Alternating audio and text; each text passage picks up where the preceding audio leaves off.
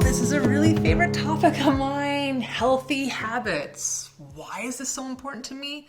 Well, let me tell you. With the vast amount of information available as it relates to nutrition and exercise and mental health, it can be very overwhelming.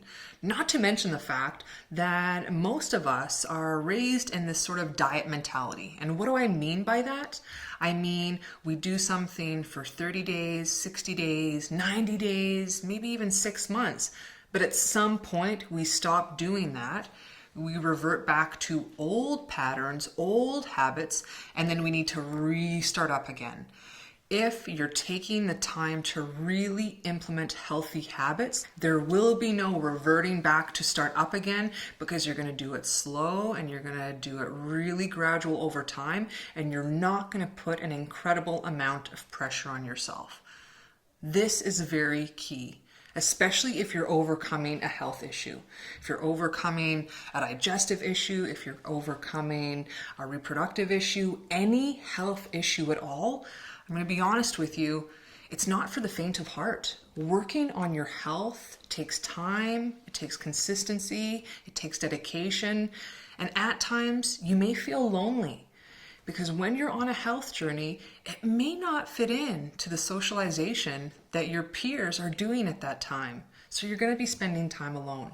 However, if you implement the habits in a structured way, you're going to forget about them. And that's what we want. We want them to become so second nature that they're automatic. That is the goal. And that is the difference between starting something and test driving it, and starting something and actually having it become a habit. Now, don't get me wrong, there's no problem with test driving habits. However, for the habits that we've discussed, the foundational information as it relates to holistic nutrition, these are not things that you just want to test drive. These are things that you want to implement in your life for the long term.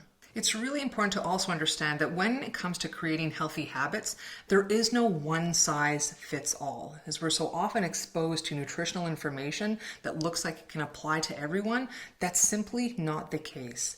That's why throughout this information and throughout this knowledge that I'm sharing with you, I'm inviting you and encouraging you to check in on yourself. Where are you? The baseline, and the only baseline that matters, is your own. You're only ever going to be measuring yourself against yourself. You're not going to measure yourself against me, and you're not going to measure yourself against anyone else. Why is that?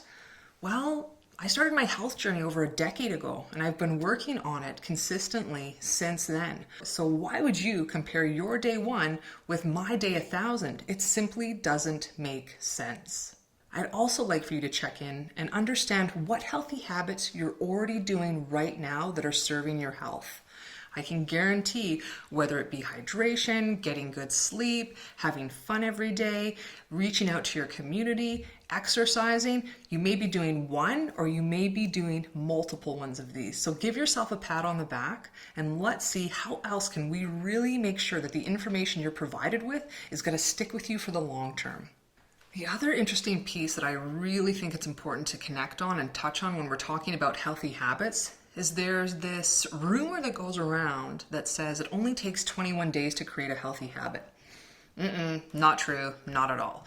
I know exactly the scientific study that they're referencing from, and they referenced it a little bit incorrectly. From the research that's been done about habits, there's a wide range in terms of days. It can be anywhere from 60 days to 90 days to plus. For some people, it may be 21 days, but the fact remains it typically takes quite a bit longer for you to actually create a habit. And this is where consistency comes into play. I don't want you to feel like you get exposed to a lot of information, and while it's all great, you start to do all of it at once. Pick one thing. Track that consistently in a journal. And really, preferably, you're going to track that in a paper journal as opposed to tracking it on your smartphone or your smartwatch.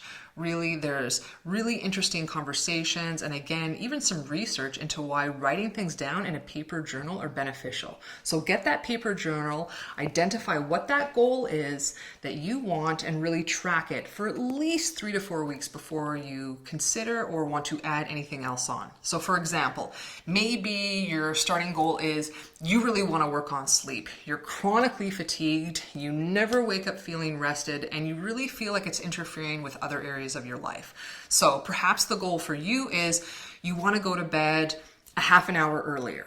Great. Now, don't set yourself up for failure in terms of, okay, I'm going to go to bed 30 minutes earlier and I'm going to do that every day starting now. Instead, give yourself a little bit of levity. Say maybe twice in the next week, you're going to go to bed 30 minutes earlier. When you're in the habit of achieving that, then increase it. Now, this is where time is on our side. The time is going to pass regardless. So let that work with you to not overwhelm yourself. The point is, once you achieve your big goal, do not let this go quietly into the night. I really want you to take a moment, take a day, maybe take a week if it's a big one that you've been working towards for years, and celebrate it. And celebrate it with people that you love, whether or not that's with food. Hey, I trust you to make the right decision, but don't ever forget to celebrate your progress that you've made towards your health and establishing those foundational healthy habits that will be with you throughout your